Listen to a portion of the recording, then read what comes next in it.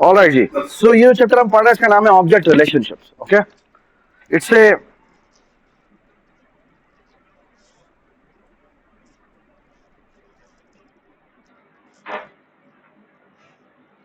Alright. So ये जो chapter है, it's a really beautiful chapter. I mean, I think it's one of the finest chapter written uh, by this by Alex.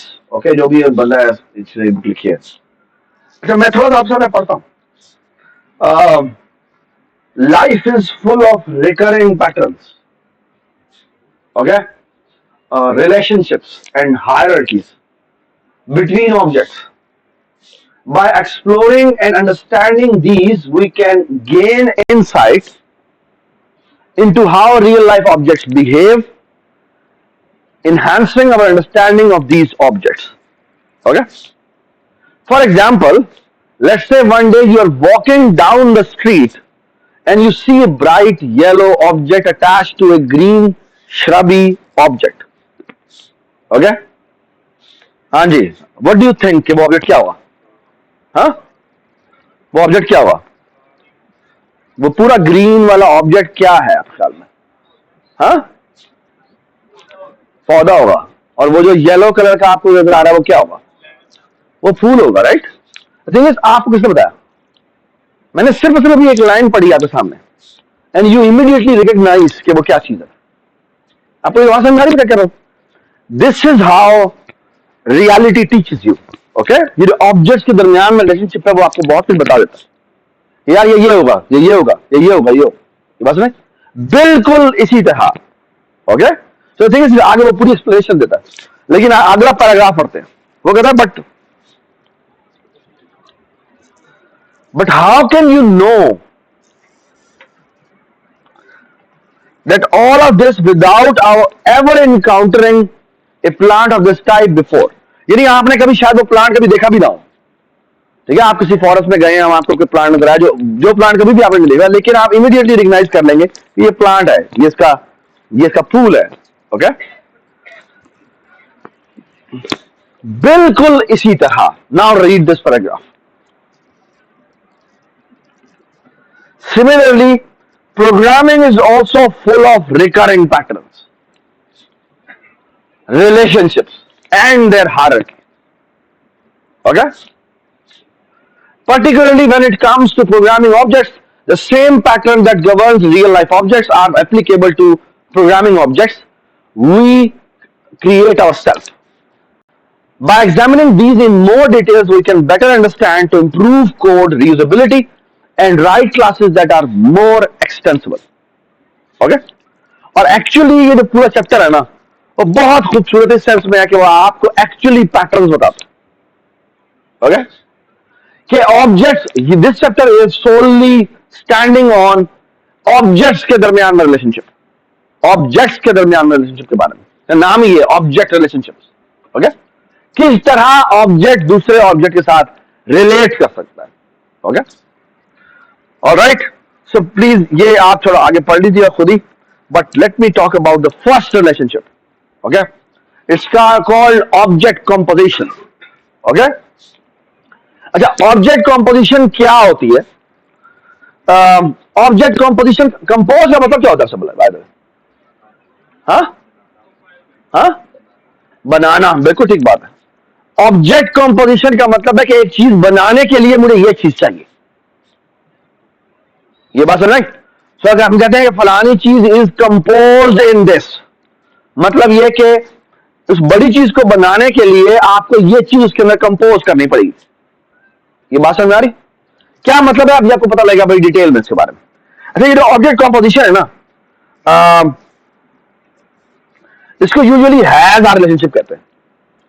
Okay, for example, car has a engine, steering, seats. ठीक है, a department has many classrooms. Okay, computer science department की हम बात करेंगे तो उसमें काफी सारे क्लासरूम्स हैं. ओके, तो ये सारे उसके पार्ट है. ये बस में ए यूनिवर्सिटी हैज मेनी डिपार्टमेंट्स. आपको ये बात समझ में आ रही? सो एक्चुअली ये इस तरह का रिलेशनशिप है. ओके, अच्छा, बात है ऑब्जेक्ट कंपोजिशन की दो टाइप्स है. एक को कहते हैं कंपोजिशन, किधर गया माउस मेरा? एक को कहते हैं कॉम्पोजिशन और एक कहते हैं aggregation. Okay, let's first talk about composition. Okay, composition का मतलब क्या है? कॉम्पोजिशन को यूजुअली ये जो एक दो कुछ प्रॉपर्टीज बताइए, बताते हैं क्या होते हैं. So what qualifies as a composition? इसमें ना ये 4 पॉइंट्स हैं जो बड़े इंपॉर्टेंट है. The first point is there is a part. Okay, and then there is an object class. Usually इसको हम होल कहते हैं. ओके, होल का मतलब WHOL. ठीक. So basically there is a part then there is a whole. Okay, कि ये इसका पार्ट है. Okay, the part can only belong to one object. That's the important point. कि एक पार्ट जो है वो एक ही होल को बिलोंग कर सकता है. आपको ये बात पता होनी चाहिए. ओके, ऐसा नहीं हो सकता कि वो दोनों के दरमियान किसी के नाम में शेयर हो. ये बात समझ? The part has its existence managed by the object. यानी कि उस जो पार्ट है वो क्रिएट कौन करता है? वो आपका होल करता है. ठीक है, ये बात समझ? The part does not know the existence of the object. क्या मतलब? कि वो पार्ट किसका पार्ट है उसको नहीं पता. ये बात समझ आ रही? अभी आपको इसकी एग्जांपल देते हैं क्या मतलब. For example, let's look at a very beautiful example. और वो ये हमने ये पहले ही देखी थी एग्जांपल. कौन सी एग्जांपल है ये? फ्रैक्शन. अब अगर आप बड़ी प्रिमिटिव लेवल पे देखें तो फ्रैक्शन क्लास के अंदर क्या है? ये न्यूमरेटर और डिनोमिनेटर इसके पार्ट्स है ना. जब भी हम इस क्लास का ऑब्जेक्ट बनाते हैं तो उसके अंदर ये दो चीजें होती हैं, है ना. मुझे बताओ, ये दोनों इंटीजर्स है ना. इसको पता है कि मैं किस ऑब्जेक्ट के अंदर हूं? ये तो दो इंटीजर्स है बस. इनको पता होता है कि मैं किस ऑब्जेक्ट के अंदर हूं? नहीं. और मुझे एक बात बताएं कि अगर मैं ऑब्जेक्ट O1 बनाता हूं और ऑब्जेक्ट O2 बनाता हूं तो मुझे यह बताया कि कैसा होता है कि आपका एक एट्रीब्यूट जो है वो दो ऑब्जेक्ट के दरमियान में शेयर हो रहा है. ऐसा नहीं होता. ये क्या है? ये कंपोज्ड एट्रीब्यूट है. ये कंपोज, इसको हम अगर हम क्लास लेवल पे देखें तो हम कह रहे हैं कि ये जो न्यूमरेटर डिनोमिनेटर ये क्या है? ये ऑब्जेक्ट्स है. ओके, ये बात समझ? और एक्चुअली क्या है? ये किसको बिलोंग करते हैं? ये फ्रैक्शन के और एक ऑब्जेक्ट को बिलोंग करते हैं और एक ही ऑब्जेक्ट को बिलोंग करते हैं. ये बात समझ? जो दूसरा ऑब्जेक्ट होगा उसके अपने होंगे और वो उसी को बिलोंग करेंगे. ओके, ये बात समझ में आ रही? सबसे इंपॉर्टेंट बात वो ये कि कॉम्पोजिशन रिलेशनशिप के अंदर. ओके, अच्छा मैं आपके सामने एक और भी एग्जांपल देता हूं. लेट्स से आपने एक स्टूडेंट की क्लास बनाई. अब स्टूडेंट की क्लास के अंदर आपकी लेट्स से डेट क्लास का एक ऑब्जेक्ट मौजूद है.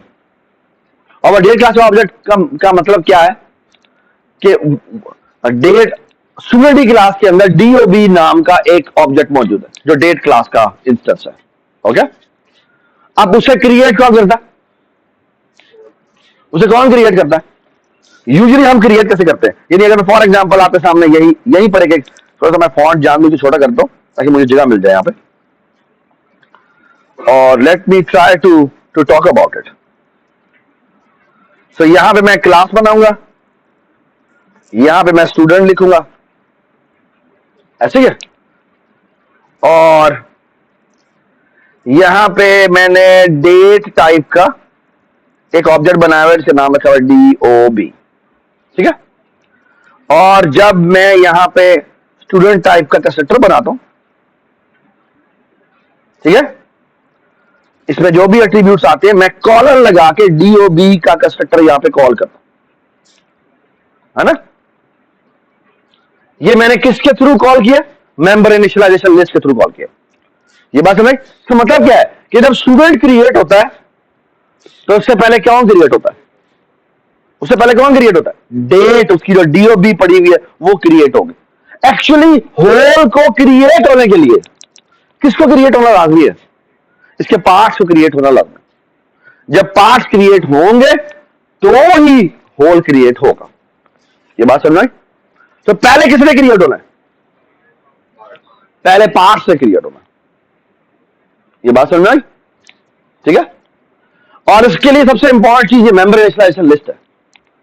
ये मेंबर इनिशियलाइजेशन लिस्ट के थ्रू ही आप ये मेक श्योर करते हैं कि स्टूडेंट का कंस्ट्रक्टर तो भाई बाद में शुरू होगा, यहां पे स्टूडेंट का कंस्ट्रक्टर शुरू होगा, स्टूडेंट का कंस्ट्रक्टर बाद में शुरू होगा, पहले कौन क्रिएट हो जाएगा, पहले उसके पास क्रिएट हो जाएंगे। ये बात है, ये एक तरीका है क्रिएट करने का। Okay, there are multiple ways to do that.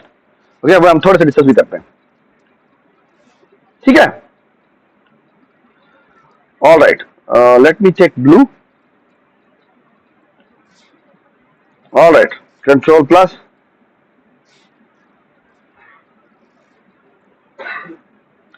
ये एक और बड़ी बड़ी एग्जांपल दीजिए। ये इसने एक पॉइंट क्लास बनाई है,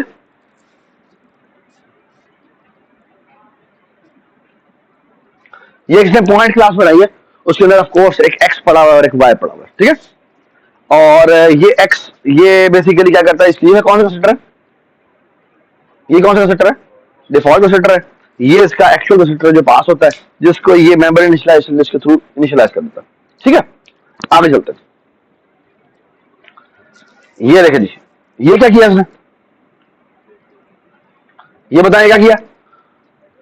ये इसने एक फ्रेंड फंक्शन बनाया है, जिसकी इंप्लीमेंटेशन उसने इसकी हेडर फाइल के अंदर ही दे दी है, ठीक है। और उसने कहा है कि ये ऑपरेटर लेस देन ओवरलोड किया उसने, आउट है, और यहाँ पे कॉन्स्ट पॉइंट आ जाता है और ये उसको आउटपुट कर देता है, ठीक है। अच्छा, उसके बाद ये सेट पॉइंट का फंक्शन है, जिसको हम जो सेटर के तौर पर कॉल होता है, जो भी एक्स वाई पास होता है उसका साइन होता है, ठीक है। एक वेरी सिंपल एग्जांपल, ठीक है। अब एक बात देखते हैं, ये एक और क्लास बना रहे हैं, इसका नाम है क्रिएचर, ठीक है।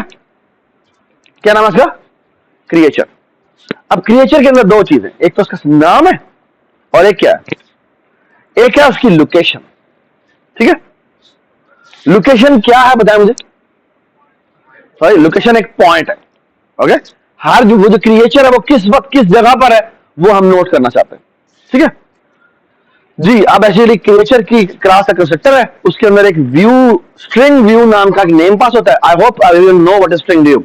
String view is nothing but एक स्ट्रिंग जो कि एक दफा इनिशियलाइज होती है, उसके बाद वो दोबारा री इनिशियलाइज नहीं होती, ठीक है, ठीक है। यानी रीड ओनली पर्पस के लिए, ठीक है, तो उन्होंने अलग तौर पे बना के दे दिया स्ट्रिंग व्यू नेम, और यहां पे इसने पॉइंटर ये लोकेशन भेज दिया, और ये करता है ये नेम को नेम भेज देता है, और ये जो माई लोकेशन है उसको ये लोकेशन भेज देता है जो उसने पास की।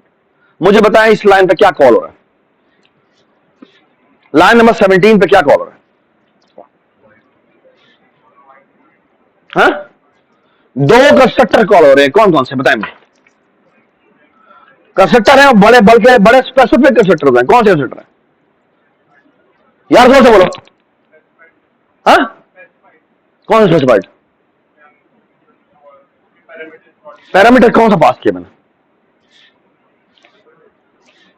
हाँ ये बात ठीक है तुम्हारी, शायद ये इसका तो शायद स्पेसिफाइड वाला कॉल हो रहा है, लेकिन उसका कौन सा कॉल हो रहा है, हाँ? डिफॉल्ट नहीं कर रहा, वो डिफॉल्ट नहीं है, वो कौन सा है, बेसिकली माई लोकेशन बना है और उसको लोकेशन असाइन हुआ है। ये कब होता है कि एक ऑब्जेक्ट क्रिएट और क्रिएट होते के साथ इसको असाइनमेंट हो रही है उसी ऑब्जेक्ट की, क्या कौन सा कॉल होता है, कॉपी रजिस्टर कॉल होता है। तो उसमें कौन सा रजिस्टर कॉल हुआ है, कॉपी रजिस्टर कॉल हुआ है, ठीक है। यहां इसके अंदर से कुछ भी नहीं किया, ठीक है। उसके बाद से क्या किया उसने, एक ऑपरेटर ओवरलोड किया हुआ है, ये करता है वो नेम को आउटपुट करता है और उसकी लोकेशन को आउटपुट करता है, ठीक है। अच्छा बाय द वे, यहां पे ये इस जगह पे कौन सा ऑपरेटर कॉल होगा, ये जो लाइन है, लाइन नंबर 23 को देखें गौर से, मुझे बताएं ये जब चलेगा, पहला पार्ट जब चलेगा तो क्या ये क्या चीज हो रही है, किसका लेस देन ऑपरेटर कॉल हुआ है, ये पार्ट में किसका लेस देन ऑपरेटर कॉल हुआ है, स्ट्रिंग लाइब्रेरी का, ओके। स्ट्रिंग लाइब्रेरी का लेस देन ऑपरेटर कॉल हुआ है, और वो कैस्केडिंग हुई है उसके अंदर, मतलब यहां पर दोबारा सी आउट रिप्लेस हो जाएगा, और फिर अगला पार्ट होगा ये वाला, ये दोबारा लेस देन ऑपरेटर ओवरलोड होगा किसका, जो कि ओ स्ट्रिंग के अंदर ओवरलोड हुआ है कांस्टेंट कैरेक्टर पॉइंटर के लिए, फिर सी आउट यहां पर रिप्लेस होगा और फिर ये होगा, और ये कौन सा वाला ऑपरेटर ओवरलोड कॉल हुआ है जो हमने अपनी पॉइंट क्लास के अंदर इंप्लीमेंट किया हुआ है, ओके। उसके बाद एक फंक्शन इसका नाम है मूव टू, उसको एक्स वाई पास होते हैं और वो अपनी लोकेशन के डॉट सेट को कॉल कर देता है और नेक्स्ट 5 भेज देता है। ठीक है, अब इसका मेन देख लेते हैं। अब मेन क्या करता है, ये देखिए, ये इसका मेन है। वो कहता है अच्छा ऐसा करें कि enter the name of your creature, ठीक है, और वो स्ट्रिंग बनाता है, उसको सीन करवाता है और ये नेम भेज देता है और शुरू में 4-7 आता है। 4-7 का मतलब है कि एसेंशियली इसके अंदर से कंस्ट्रक्टर ऑटोमेटिकली कॉल होना है और वो जो इम्प्लिसिट कन्वर्जन है वो हो जाती है। ठीक है, उसके बाद हम यहाँ पे आउटपुट करते हैं, यहाँ कहते हैं सी आउट क्रिएचर करो। क्या आउटपुट होगा? आउटपुट होगा जो भी आपने क्रिएचर का नाम रखा, जैसे आपने नाम क्रिएचर का नाम रखा है टिल्लू मियां, ठीक है, तो टिल्लू मियां इज एट 4-7। ये बात समझ आई? ठीक है, उसके बाद क्या है, उसके बाद हम उसकी एजुकेशन चेंज करते हैं। हमने यहाँ पे लगाया हुआ है कि अगर वो -1 एंटर कर दे, इसका मतलब है कि क्विट कर जाओ। ठीक है, उसके बाद हमने क्या किया है, हम x को रिसीव करते हैं और कहते हैं हाँ भाई x कहीं -1 तो नहीं एंटर कर दिया। अगर -1 एंटर किया तो उस while 1 को ब्रेक कर देता है, अदरवाइज वो y इनपुट लेता है, y इनपुट लेके वो क्रिएचर को वहां मूव कर देता है। So you can look at this कि वो क्या करता है। सो पहले वो 4-7 पे था, फिर उसने 6 और 12 आउटपुट इनपुट किया, तो जो भी क्रिएचर का नाम है वो अब 6-12 पे पहुंच गई है। अगली दफा वो 3-2 पे पहुंच गई है। जैसे ही उसने -1 पुट किया, आपकी क्रिएचर जो है वो प्रोग्राम जहां पे टर्मिनेट हो गया। आपको ये बात समझ आई? आपको ये बात समझ आई? आई होप एवरीबॉडी अंडरस्टूड कि यहां पर कॉम्पोजिशन का क्या मतलब था। कॉम्पोजिशन का मतलब है कि दूसरी क्लास का ऑब्जेक्ट आपकी क्लास के अंदर उसका इंस्टेंस बना हुआ है। ठीक है, ये बात समझ में आ गई? ठीक है, अच्छा एक और, आई होप कि इसने छोटी सी और एग्जांपल दी होगी, नहीं दी हुई, but let me talk about it.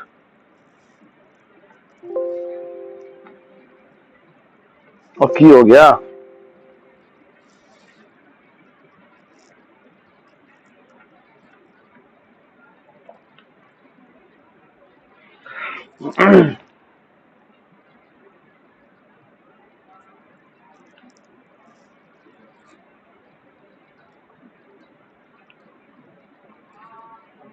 हाँ यार ये कहां से क्या करना है? हाँ, ऑल लैंग्वेजेस लिखा हुआ आ रहा है, C++, ये क्या है? हाँ, कंसोल एप्लीकेशन, हाँ,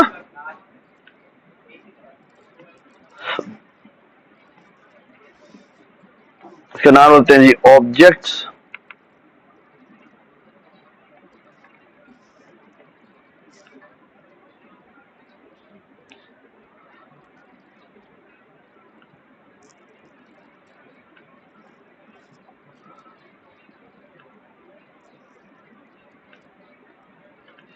All right, look at this.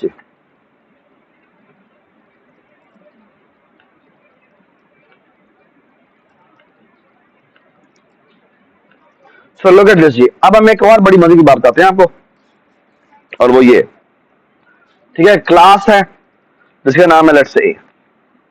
ठीक है, इसमें एक एग्जांपल क्लास बना रहा हूं।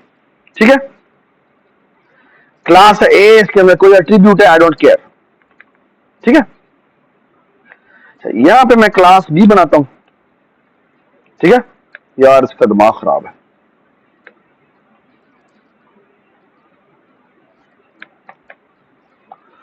अच्छा ये देखिए, मैं A क्लास का A ओबीजे बनाता हूं। ठीक है, पब्लिक में गया, इसमें B क्लास का के कोई एट्रीब्यूट्स पास हुए, और मैंने यहां क्या किया, A ओबीजे को क्या भेज दिया, ये एट्रीब्यूट्स भेज दिए। ठीक है, ठीक है, ऑलराइट।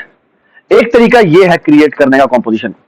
ठीक है, इसके अंदर इंपॉर्टेंट चीज क्या है, इसके अंदर इंपॉर्टेंट चीज ये है कि जब भी B क्लास का ऑब्जेक्ट बनता है, जो कि लाइन नंबर 16 पे बन रहा है, 15 नहीं 16 पे बन रहा है, तो बेसिकली पहले आप A ऑब्जेक्ट बनाएंगे।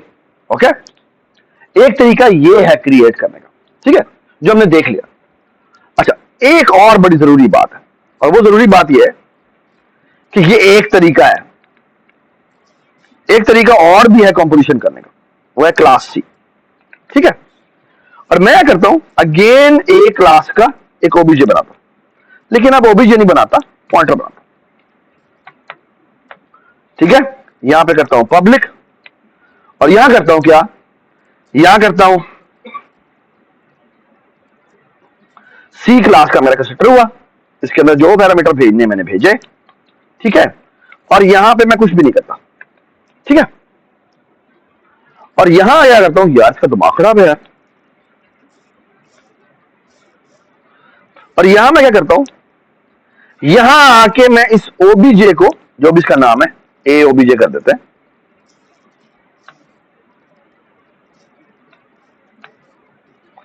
इसको आके मैं न्यू ए करता हूं, और इसके अंदर ये जो भी पैरामीटर है वो भेज देता हूं। ठीक है,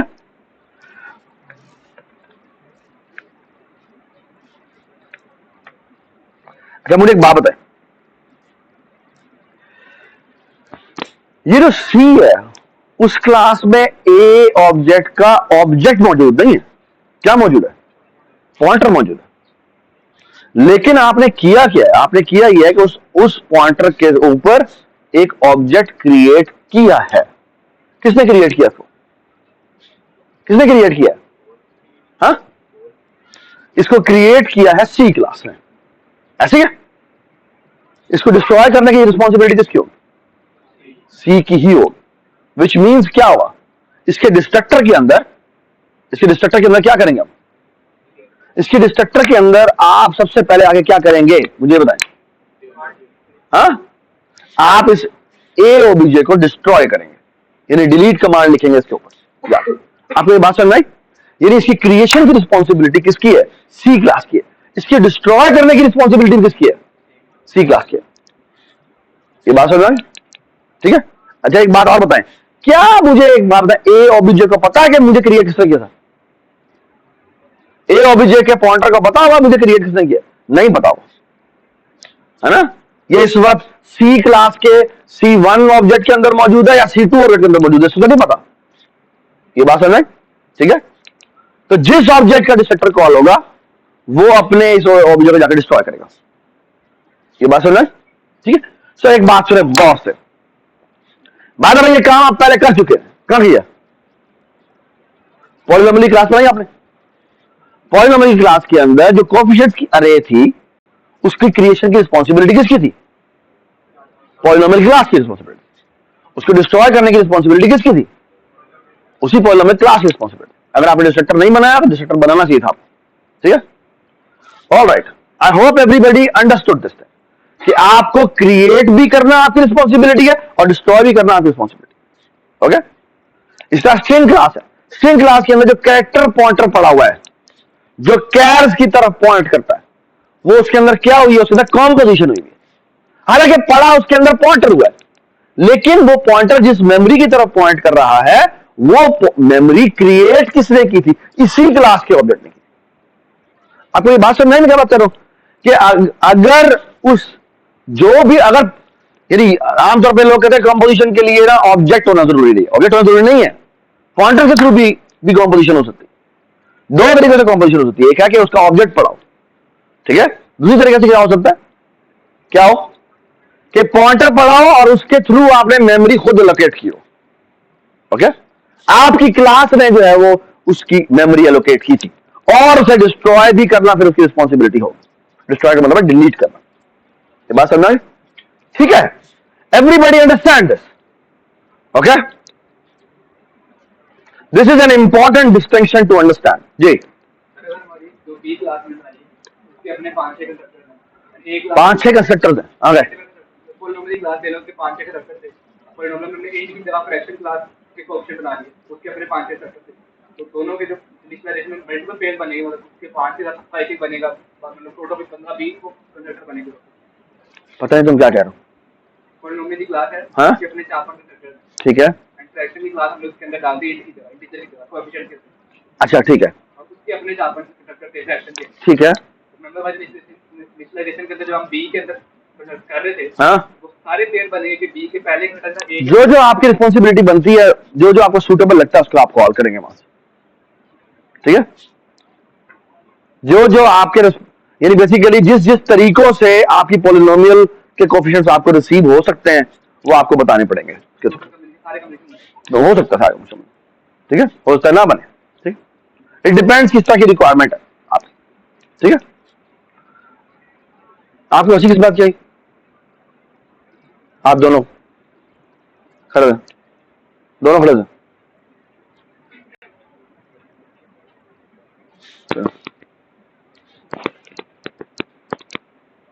निकलो बाहर, दोनों दोनों जाओ, यहां पे आके बैठो, यहां बैठो।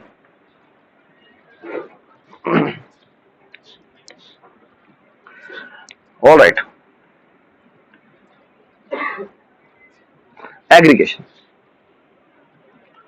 अच्छा, जो some people even don't call it a relationship, okay, but let me talk about it. The second most important part है ना, जिसको हम एग्रीगेशन कहते हैं, ठीक है। और एग्रीगेशन में क्या होता है? अगेन ये ऑब्जेक्ट कॉम्पोजिशन की ही एक टाइप है। ऑब्जेक्ट कॉम्पोजिशन की एक टाइप थी सिर्फ कॉम्पोजिशन, दूसरी है एग्रीगेशन, ओके। अब एग्रीगेशन में ये चीज क्या होती है, इसमें जो इंपॉर्टेंट चीज है वो ये है, इसके अगेन ये देखें क्या चीज है, ये प्रॉपर्टीज पढ़ते हैं। Again, the part is part of the object, यानी कि whole class. Okay? The part can belong to more than one object. That's another important thing.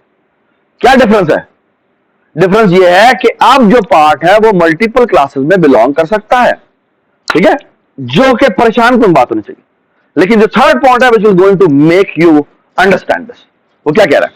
वो कह रहा है the part does not have its existence managed by the whole class. मतलब यह कि उसको क्रिएट करना, जिसका वो पार्ट होगा, उसकी रिस्पॉन्सिबिलिटी नहीं है।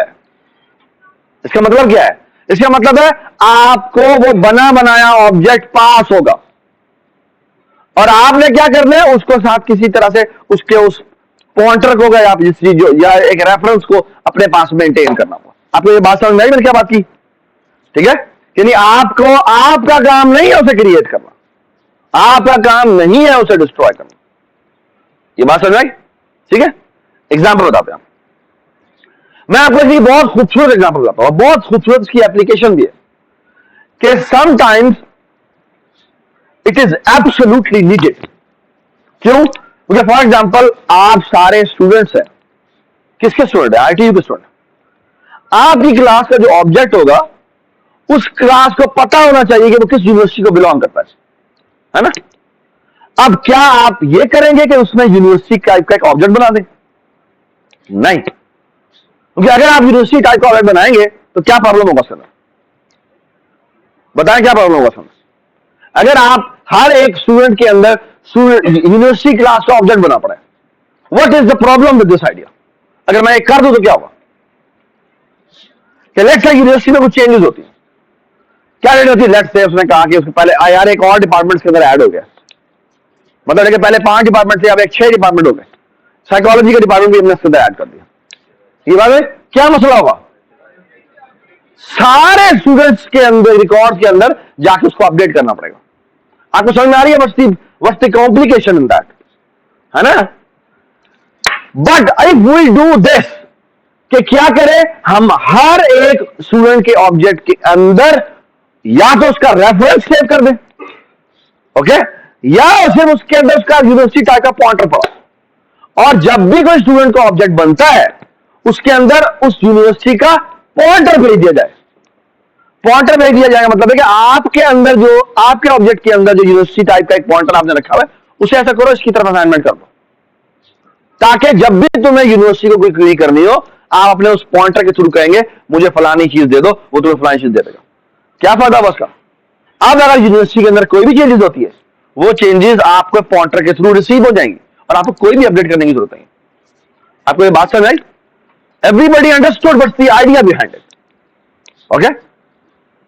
एग्रीगेशन में क्रिएशन की रिस्पॉन्सिबिलिटी किसकी नहीं होती? होल की नहीं होती, ओके। ये मैंने एक एग्जांपल दिया था सामने, okay. All right, look at this.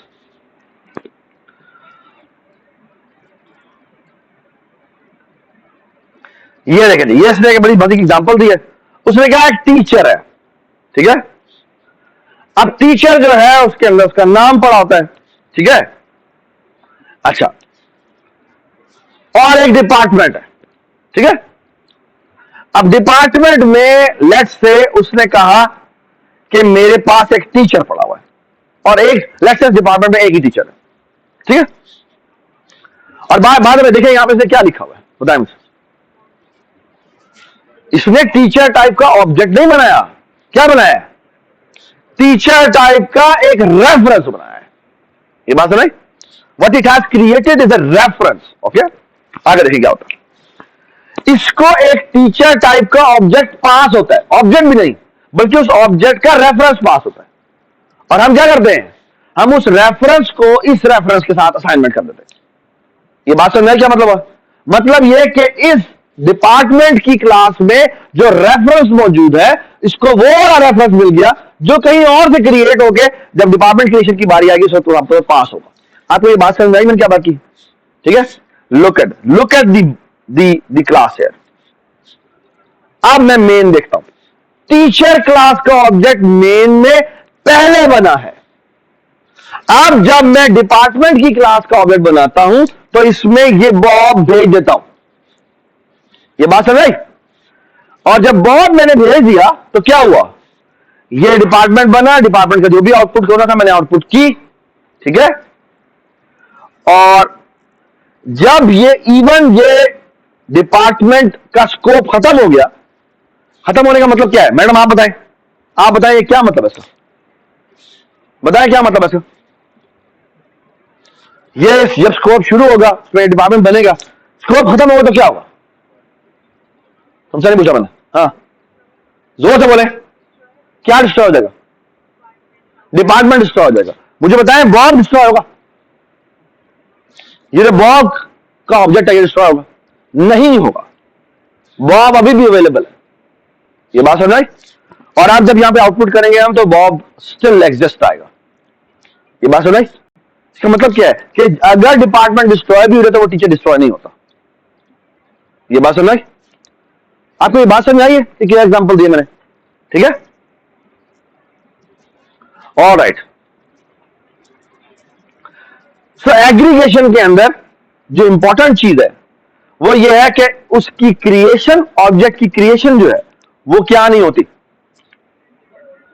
वो होल क्रिएट नहीं करता। ये बात समझ, ठीक है। अच्छा, अभी हमने जो एग्जांपल ली है उसके अंदर हमने बेसिकली क्या किया, हमने बाद में अभी हमने बैक एंड पे रेफरेंस रखा हुआ था। अगर मैं कहता मुझे पॉइंटर बेस्ड इंप्लीमेंटेशन चाहिए तो मैं क्या करूंगा, what's the changes I have to make. अगर मैं कहूं मैंने पॉइंटर बेस्ड इंप्लीमेंटेशन कर दी है तो what are the changes I have to do. Of course मैं यहां पे एम्परसेंड की जगह क्या लिखूंगा, मुझे बताएं इस एम्परसेंड की जगह क्या हुआ। इस एम्परसेंड की जगह मैं लिखूंगा क्या, स्टार, ठीक है। यहां पे क्या चेंजेस होंगे, आपने एम्परसेंड डालना है एम्परसेंड डाल दें, ठीक है। अगर यहां पे एम्परसेंड डालेंगे तो यहां पर एड्रेस डालेंगे, क्यों, क्योंकि वो पॉइंटर है, ठीक है। और आप चाहते क्या है, आपके पास उसका एड्रेस सेव, या ऐसा भी हो सकता है कि ऊपर रिसीव भी आप पॉइंटर करें। अगर आप पॉइंटर रिसीव करेंगे तो यहां पे आप डायरेक्ट टीचर को असाइन कर सकते हैं। ये बात समझ में आ गई, ठीक है। अच्छा, और आपको एक चीज और चेंज करनी पड़ेगी, वो चेंज क्या करनी पड़ेगी, यहां पर आप क्या भेज, अगर रिसीविंग एंड पे पॉइंटर है तो यहां पे आपको क्या भेजना पड़ेगा, यहां पर आपको एड्रेस ऑफ बॉब भेजना पड़ेगा। ये बात समझ, आपको ये बात समझ में आई है ना क्या बात की, ठीक है। ये बहुत सिंपल एग्जांपल दी है जिसमें डिपार्टमेंट लेवल पे कितने टीचर्स थे, एक ही टीचर, यानी कि जो एग्रीगेशन हुई है वो एक ऑब्जेक्ट की, एग्रीगेशन जो हुई है वो एक ऑब्जेक्ट की। ऐसा हो सकता है कि एग्रीगेशन एक से ज्यादा ऑब्जेक्ट की हो, क्योंकि एक डिपार्टमेंट में हो सकता है 50 टीचर हो सकता है वो डायनामिक कर रहे हो, उसमें टीचर आ रहे हैं टीचर जा रहे हैं। ये बात समझ, तो मुझे क्या करना चाहिए ये बताएं, what changes I should make to this अगर मैं चाहता हूं कि मैंने डिपार्टमेंट को चेंज करना है सच दैट कि आप इसके अंदर ज्यादा टीचर आ सके, तो क्या करूं, ये देखिए मैं ये करता हूं। So what I will going to do is, so अगर मैंने ज्यादा टीचर्स अलाउ करने तो मैं देखना ये करता हूं, क्लास डिपार्टमेंट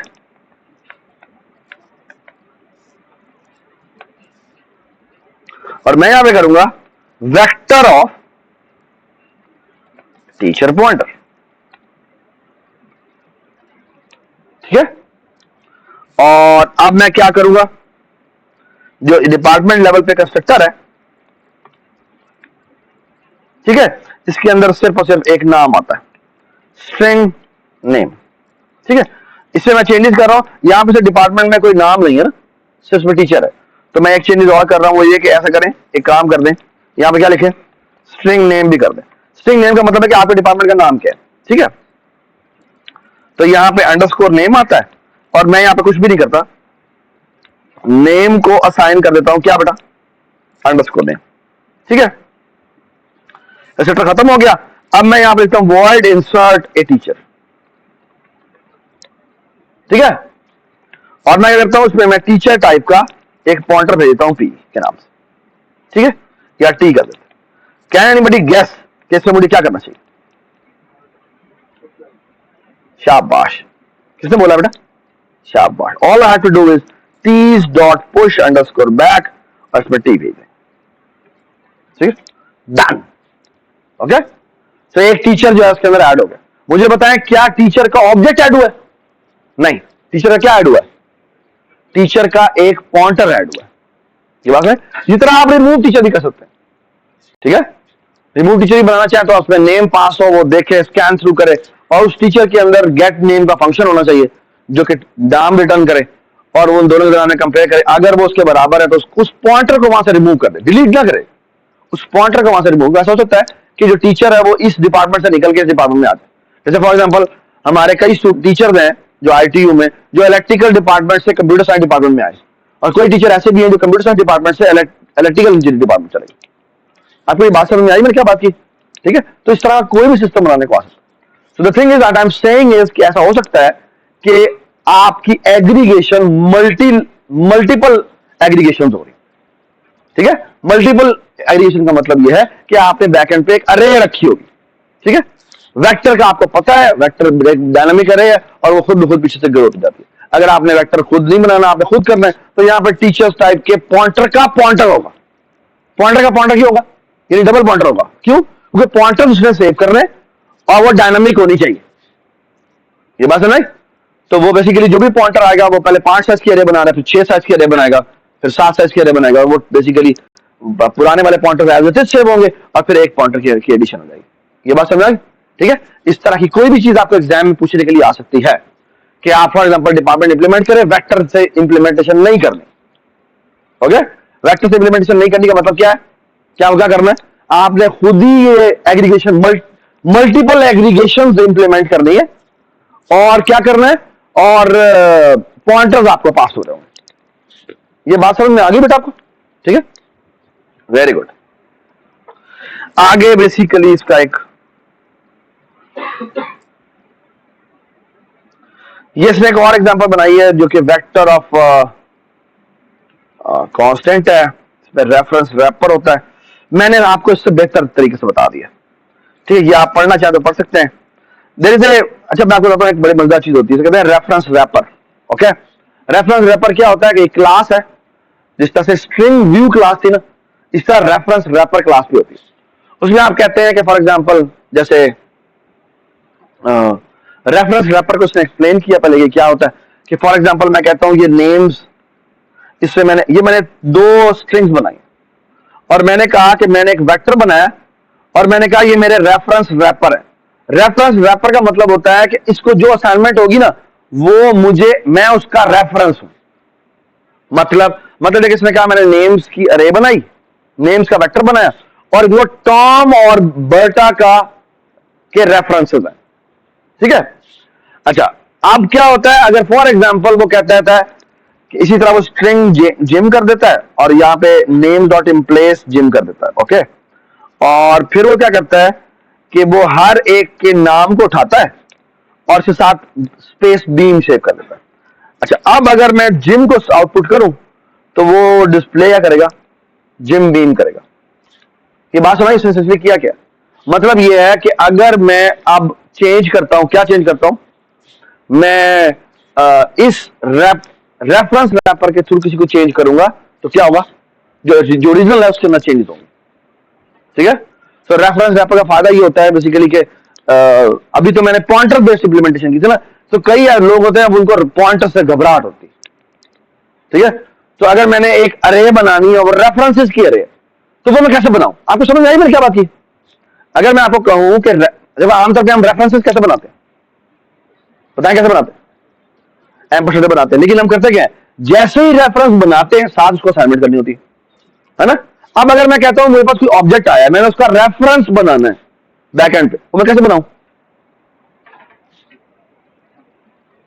ये समझ में आई मैं क्या कह रहा हूं? बेसिकली मैं कह रहा हूं कि इमेजिन करें कि यहां पर अब टीचर नहीं आया बल्कि टीचर का एम्परसेंट आया, आप क्या करें, और मैंने तो यहां पे इसका रेफरेंस और मैंने यहां पे रखा होता टीचर एम्परसेंट।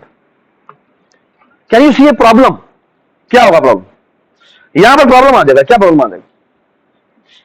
मसला यह है कि आपने यहां पे टी भेजा, ये तो उस टी की नई कॉपी बन गई है ना, आप टी की कॉपी नहीं बनाना चाहते, तो उसका तरीका क्या है कि आप यहां पर जाके लिख देते हैं, क्या यहां पर लिख देते हैं रेफरेंस अंडरस्कोर रैपर, और यहां पे सिर्फ ये लिख देते हैं। अब जब आप ये लिखेंगे तो एसेंशियली वो बैक एंड पे इसी टी का रेफरेंस बनेगा। ये बात समझ? और अब अगर आप टीज के लेट्स से 0th एलिमेंट का नेम को चेंज करेंगे तो वो एक्चुअली ओरिजिनल रेफरेंस के अंदर चेंज हो जाएगा। That's what it means. वरना आमतौर पे अगर आप एक अरे बनाई हुई है और वो रेफरेंसेस की अरे थी और आपने उसका साइज एक्सटेंड करना है, तो आप पुराने रेफरेंस को उसके असाइनमेंट कैसे करेंगे? वो एक बड़ा मसले वाली बात है। समझ आई बात? तो ये उन्होंने रेफरेंस रैपर की क्लास दे दी हुई है, वो आप यूज करना चाहें तो कर सकते हैं। ठीक है, अच्छा ये छोटा सा क्विज है, ये देखते हैं क्या क्या होता है। वो है कि मुझे बताएं हम इनको कॉम्पोजिशन इंप्लीमेंट करना चाहते हैं या एग्रीगेशन। ओके देखें, a ball that has a colour, ये कॉम्पोजिशन होगी एग्रीगेशन होगी? कॉम्पोजिशन होगी। ओके अच्छा, an employer that is employing multiple people, aggregation होगी। Very good. The department in a university, composition, yes composition. Okay जी, योर एज, हाँ composition है, तुम्हारी एज ही है ना, वो किसी और के साथ शेयर नहीं हो सकती। ए बैग ऑफ मार्बल्स, हाँ वाई, क्यों, सॉरी शेयर कैसे हो सकता है? क्योंकि अगर हाँ, क्योंकि ऐसा हो सकता है कि एक आई मीन एक्चुअली एक बात बताऊं, कुछ चीजें होती हैं जो कि ना सब्जेक्टिव होती हैं, लेकिन आपके पास उसका आंसर होना चाहिए। ठीक है, so for example I would take it as aggregation, as composition. क्यों? क्योंकि एक बैग के अंदर जो मार्बल्स होंगे वो उसी बैग में होंगे, है ना, वो किसी और में नहीं जा सकते। लेकिन ये बात तुम्हारी ठीक है कि वो मैं उठाकर किसी और बैग में लेके जा सकता हूं, है ना। यानी मार्बल की क्रिएशन बैग को नहीं करनी चाहिए। तो इस पर्सपेक्टिव से देखा जाए तो ये बड़ी वेरी किस्म की बात है। So give reason, whatever you opt you should give as a reason. Okay, ये बात समझ आई? अच्छा, अब मैं ये नीचे वाले क्विज है, ये तो आपके उस असाइनमेंट में शामिल है जो आपका लैब है। यार हमने वो कर लिया, लैब की टाइमिंग जो है आज जो लैब है।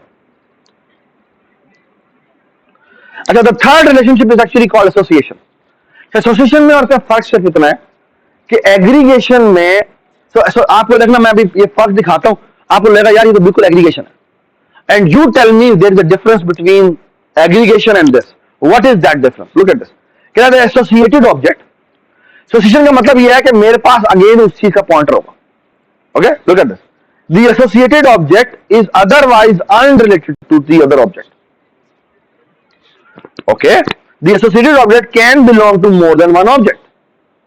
Okay, the associated object does not have its existence managed by the whole.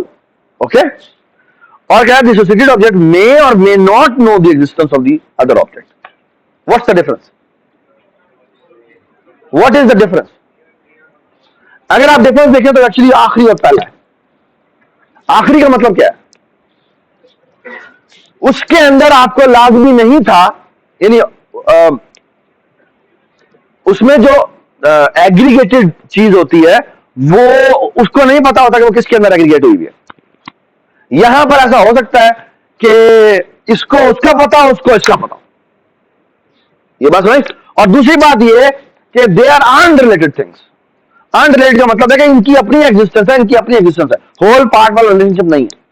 For example मैं बताता हूं, डॉक्टर है, पेशेंट, स्टूडेंट है और टीचर है। Student teacher are both independent entities. Okay, they are associated with each other. Associate कैसे? कि आपने फॉर एग्जाम्पल मुझसे पढ़ा हुआ है, मैंने आपको पढ़ाया हुआ है। This is an association within each other. और ये बात समझ आई? Otherwise both are independent entities. आपको ये बात समझ आई मैं क्या चाह रहा हूं? यानी आप अगर थोड़ा अगर आप फिलोसफिकली सोचें तो एसेंशियली दोनों इंडिपेंडेंट एग्जिस्ट करती है, कोई पार्ट होल वाला रिलेशनशिप नहीं है। ये बात समझ आई? They are associated with each other. आपके पास मेरा पॉइंटर होगा, मेरे पास आपका पॉइंटर होगा, और हो सकता है हम ये बाई डायरेक्शनल हो, मतलब कि आपको मेरा पता, मेरा मुझे आपका पता। ये आपको समझ में आई मैंने क्या बात की? ये थोड़ा सा ना ये क्या कहना चाहिए, एस्थेटिक किस्म का डिफरेंस है जो कि आपके पास हो सकता है। ठीक है जी। तो इसकी जो एग्जांपल इसने दी है बड़ी जबरदस्त, वो है डायरेक्ट डॉक्टर और पेशेंट की होगी। ये देखें, ये इसने पेशेंट की क्लास बनाई है, जो राबन कर रहे हैं, प्लीज राबन कर पेशेंट की डॉक्टर की क्लास बनाई है, और डॉक्टर की क्लास के अंदर इसने इसका नाम रखा है और इसने एक रेफरेंस रैपर रख दिया। ठीक है, आई होप कि रेफरेंस रैपर से आप घबराएंगे नहीं। इसका मतलब बेसिकली आप चाहें तो एक वेक्टर ऑफ पेशेंट भी रख सकते हैं, पेशेंट पॉइंटर भी रख सकते हैं, क्योंकि एक डॉक्टर के कितने पेशेंट हो सकते हैं? बहुत सारे पेशेंट होते हैं। ये बात समझ आई आपको? ये बात समझ में basically this is nothing but, इसको हम एक और तरीके से डिवाइड कर सकते हैं कि यहां पे वेक्टर ऑफ, यहां पे क्या लिख दे, पेशेंट पॉइंटर रख दे। ठीक है, और आप देखेंगे क्या किया बस इसने ये ऐड पेशेंट का फंक्शन बनाया हुआ है, जिसको पेशेंट टाइप का M% पास होता है। आप चाहते तो पेशेंट टाइप का पॉइंटर भी भेज सकते हैं। ठीक है, उसके बाद हमने गेट नेम रखा हुआ है इसका, और उसका ये वाला ऑपरेटर ओवरलोड किया हुआ। ये ऑपरेटर कुछ भी नहीं करता, डॉक्टर का नाम डिस्प्ले करता है, उसके जो पेशेंट्स हैं उनके नाम डिस्प्ले कर देता है। ठीक है, उसके बाद देखें पेशेंट है, पेशेंट के अंदर उसके डॉक्टर की लिस्ट है। ये क्यों पड़ी हुई है? कि बेटा दवा से तो बंद कर देना जी। पेशेंट के अंदर मल्टीपल डॉक्टर हो सकते हैं, क्यों? क्योंकि हो सकता है डेंटिस्ट उसका और उसकी आई का प्रॉब्लम भी हो, उसको हार्ट का प्रॉब्लम भी हो, उसको कोई और प्रॉब्लम भी हो। ये बात समझ? उसे ऐसा हो सकता है कि उसके बाद मल्टीपल डॉक्टर हो, वो मल्टीपल डॉक्टर्स को कंसल्ट करता हो, हो सकता है उसको साइकोलॉजिकल इश्यू भी हो। ठीक है ना, तो वो उसने बेसिकली उसने किसी और डॉक्टर के पास भी जाना हो। आपको ये बात समझ में मैं कहना चाह रहा हूं? तो एसेंशियली देखें आप करता क्या है, जब मैं ऐड डॉक्टर के पास आता हूं तो ऐड डॉक्टर तो उसकी डॉक्टर की लिस्ट के अंदर उसको ऐड कर देता है। ये बात समझ? तो एसेंशियली जो भी डॉक्टर का रेफरेंस आता है उसके अंदर ऐड कर देता है। ठीक है, अच्छा बात है, हम इसको ऐसे ना करते, अगर हमें रेफरेंस रैपर का नहीं पता, तो अगर हमें एड्रेस M% पास हो रहा है तो यहां मैं क्या भेजता, अगर मेरे पास, अगर मैंने यहां पर ये ना लगाया होता बल्कि लिखा होता डॉक्टर टाइप का, क्या डॉक्टर टाइप का मैंने पॉइंटर रखे होते, तो मुझे बताएं यहां मैं क्या करता, यहां पर मैं एड्रेस ऑफ डॉक्टर भेज देता, मतलब लेके पॉइंटर सेव कर लो। ठीक है जी, और क्या करें, और यहां देखें इसने क्या किया हुआ, यह बड़ी जबरदस्त चीज है। जब मैं ऐड पेशेंट कॉल करता हूं ना डॉक्टर का, तो देखें करता क्या, ये जो भी पेशेंट आता है उसके अंदर अपने पेशेंट की लिस्ट के अंदर उसको ऐड करता है, और यहां देखें क्या करता है, वो जो पेशेंट आया है उसका ऐड डॉक्टर कॉल करता है, उस ऐड डॉक्टर में किसको भेज रहा है, स्टेरिक को भेज रहा है। क्यों? क्योंकि उसके डॉक्टर की लिस्ट में मुझे मौजूद होना चाहिए। ये बात समझ में आई आपको? ये बात समझ? ठीक, this is called association relationship. Okay association relationship आपको समझ में आ गई बात कि they are independent entities. That's an important part कि दोनों अलग अलग एग्जिस्ट करती है। इसके पास इसका पॉइंटर हो सकता है, इसके पास भी इसका पॉइंटर हो। Okay, they are individually separate things. और मजे की बात यह है कि इसके लिए कॉपी का सेटर नहीं चाहिए होता। यानी आमतौर पे हम कहते हैं ना, पॉइंटर अगर है तो आपको कंस्ट्रक्टर चाहिए होगा, कॉपी कंस्ट्रक्टर चाहिए होगा, क्योंकि डीप कॉपी करनी होती है। लेकिन इस केस में आपको डीप कॉपी नहीं करनी होती। ये आपका मिड टर्म का एक सवाल है, आपको बता रहा हूं कि किस केस के ऑब्जेक्ट रिलेशनशिप के अंदर आपको कॉपी कंस्ट्रक्टर चाहिए होगा। पॉलिनॉमियल के केस के अंदर मुझे बताया आपको कॉपी कंस्ट्रक्टर चाहिए या नहीं चाहिए? चाहिए। क्यों? वो कॉम्पोजिशन हुई है, पॉइंटर जो पड़ा हुआ है वो कंपोजिशन कर रहा है। लेकिन अगर आप स्टूडेंट टाइप का बनाते हो और सीधा यूनिवर्सिटी का पॉइंटर है, तो अब अगर आप उसकी इक्वालिटी बना भी ले तो कोई प्रॉब्लम नहीं है। क्यों प्रॉब्लम नहीं है? क्योंकि दूसरे स्टूडेंट की भी यूनिवर्सिटी फॉर एग्जांपल वही है। ये बात समझ, और वो हमें उसकी डीप कॉपी बनाने की जरूरत नहीं है। तो एसोसिएशन और एग्रीगेशन के केस में आपको इक्वल टू ऑपरेटर ओवरलोड करने की जरूरत नहीं है। ये बात समझ। एक छोटी सी बात मैं आपको बता दूं, कॉपी कंस्ट्रक्टर ऑपरेटर के अंदर, कॉपी कंस्ट्रक्टर के अंदर और ऑपरेटर इक्वल टू के अंदर, कॉपी कंस्ट्रक्टर के अंदर और ऑपरेटर इक्वल टू के अंदर कोई फर्क नहीं है। There is a difference. क्या? डिलीट का फर्क होता है। क्या फर्क होता है? इक्वल टू के अंदर रिक्वायरमेंट होती है कि आपको अपनी पहली मेमोरी डिलीट करनी है। क्यों? क्योंकि अगर आपने मैट्रिक्स 1 इक्वल टू मैट्रिक्स 2 किया है, तो आपकी मैट्रिक्स 1 की जो मेमोरी है, अगर आपने वो डिलीट ना की तो क्या होगा? वो मेमोरी लीक हो जाएगा। ये बात समझ। लेकिन उसमें भी एक कैच है, क्योंकि आप हो सकता है आप M1 इक्वल टू M1 कर दें। क्या मसला सुन, अगर आप M1 इक्वल टू M1 कर देंगे तो क्या मसला होगा? आप तो कहेंगे M1 को डिलीट कर दो, और वो तो डिलीट हो गई। अब M2 के जो कि M1 ही है, उसकी मेमोरी क्या बन गई है? उसकी मेमोरी क्या हो गई है? उसका जो पॉइंटर है वो डैंगलिंग पॉइंटर बन गए। तो you have to first check कि जो राइट साइड पे यानी आर वैल्यू के तौर पे जो पास हुआ है, क्या वो एल वैल्यू के बराबर तो नहीं है? अगर यदि उसके जो पॉइंटर यानी this is double equal to जो भी राइट साइड पे आपका आया उसका एड्रेस, अगर वो दोनों एड्रेस बराबर है तो हम क्या करते हैं? हम कुछ भी नहीं करते, रिटर्न स्टार एग्जिस्ट कर देते। ठीक है, ये एग्जाम में आएगा, मैं आपको पहले बता रहा हूं। Okay, what is the difference between A copy constructor and equality operator? Give example. Okay, ये एक सवाल है जो मिड टर्म में हमने देना है, मैं आपको पहले बता रहा हूं। ओके, आज के सेशन है शाम का, वो जरूर अटेंड करें, क्योंकि उसके अंदर आपको इसकी लैब है जो कि आपको समझाई जाएगी और आपके से करवाई भी जाएगी। ठीक है, तो 2 घंटे का सेशन है, वो एक्चुअली मेकअप सेशन है, क्योंकि रमजान में आपकी टाइमिंग थोड़ी सी छोटी हुई है, तो वो हमने